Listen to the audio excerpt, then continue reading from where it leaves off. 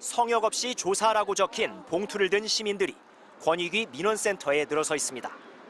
김건희 여사의 명품 수수 사건과 관련해 대통령 부부를 청탁금지법 위반 혐의로 신고한 참여연대의 릴레이 민원입니다. 여전히 김건희 여사의 혐의에 대해서 처분을 내리지 않고 있습니다.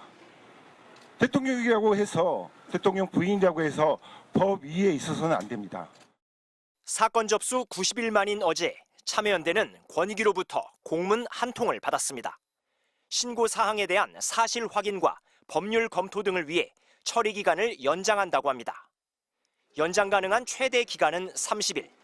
조사 결과 발표를 다음 달 10일 총선 뒤로 미룰 수 있습니다. 하지만 왜 조사를 더 해야 하는지 권익위는 설명하지 않고 있습니다. 어떤 부분이 조사가 부족했냐는 MBC의 질문에 권익위는 법령상 비밀 누설 금지 등에 따라 구체적인 답변이 어렵다고 말했습니다. 이런 조사 결과는 사실상 이미 예고된 듯도 했습니다. 부패 문제에 대해서는 원래 권익위는 일체 관여하지 않도록 되어 있나요? 사실상 권익위에 관여 권한이 없다고 생각이 됩니다. 명품들이 건네진 현장인 김 여사의 코바나 컨텐츠 사무실은 흔적도 없이 사라졌습니다.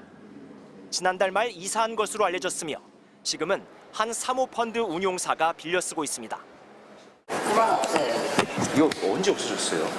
2월 말에 없어졌다고 저 얘기 듣고 왔는데. 네, 촬영 안 되시니까 여기 코바나 없어요, 저희 쪽에.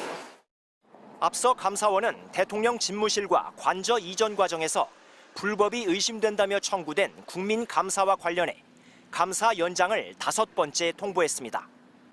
재작년 12월 시작된 감사를 1년 넘도록 지속하고 있는 겁니다.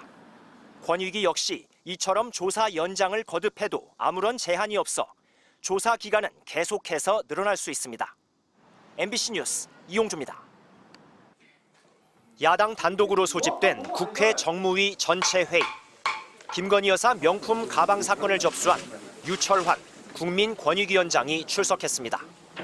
이 사건에서 명품 가방의 성격이 뭐냐는 질문이 쏟아지자 유 위원장은 기존 대통령실 해명만 되풀이했습니다.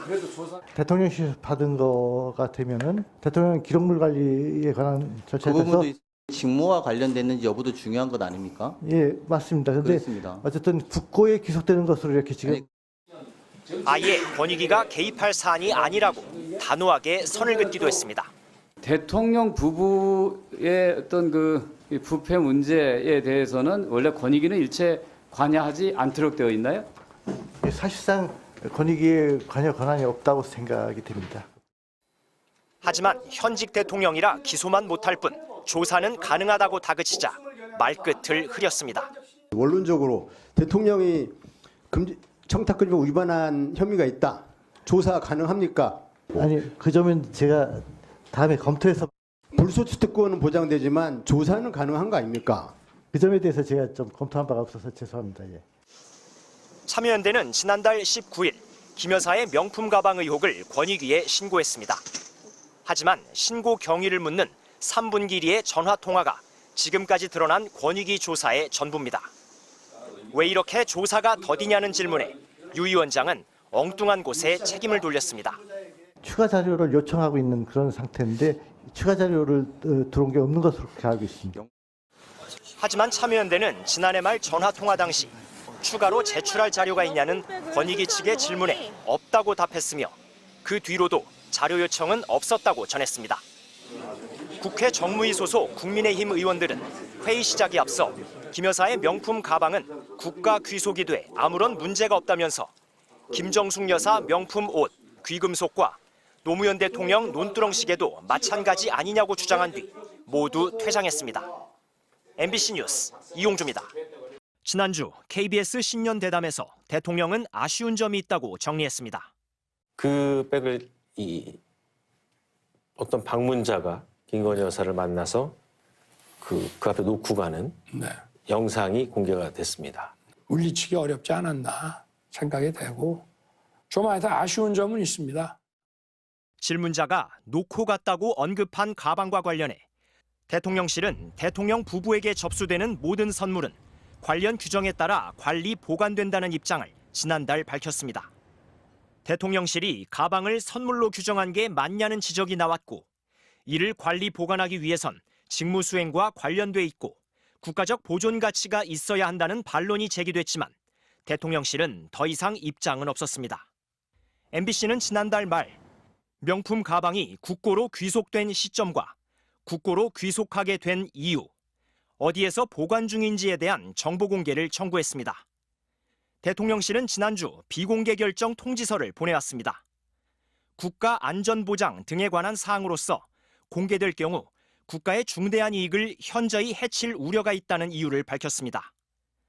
공공기관의 정보 공개에 관한 법률 4개 항목을 열거하며 비공개 결정을 양해해달라고 했습니다. 앞서 언급한 국익 침해와 함께 재판이나 수사를 곤란하게 하거나 감사, 인사관리 등의 공정한 수행에 지장을 줄 수 있다는 점, 사생활 비밀이나 자유를 침해할 우려가 있다는 게 근거 조항입니다. 지난해 4월 부산 해운대 횟집 앞에서 찍힌 사진입니다.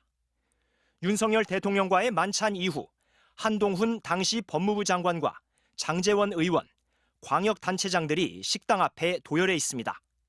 한 시민단체가 회식 비용을 누가 냈는지, 대통령 비서실 예산으로 지출했는지 등에 대한 정보 공개를 청구했는데 이에 대해 대통령실은 역시 국방 등 국익 침해를 근거로 비공개를 통지했습니다. 이미 알려진 사실관계에 대해서 그에 관련된 예산이 얼마나 쓰였는지 또는 정보가 어떻게 관리되고 있는지 이걸 밝히는 건 사실 국가의 중대한 이익을 해친다고 볼 수가 없고 오히려 공개하는 것이 국민들이 이 정부를 신뢰하고 대통령을 신뢰할 수 있게 만드는 거기 때문에. 하지만 비공개 결정 이후 이 시민단체가 다시 법원에 낸 소송에서 법원은 만찬 비용이 국가의 중대한 이익을 해치거나 대통령의 업무 수행에 지장을 초래할 정보에 해당되지 않는다며 대통령실은 관련 정보를 공개하라고 판결했습니다. MBC 뉴스 이용주입니다.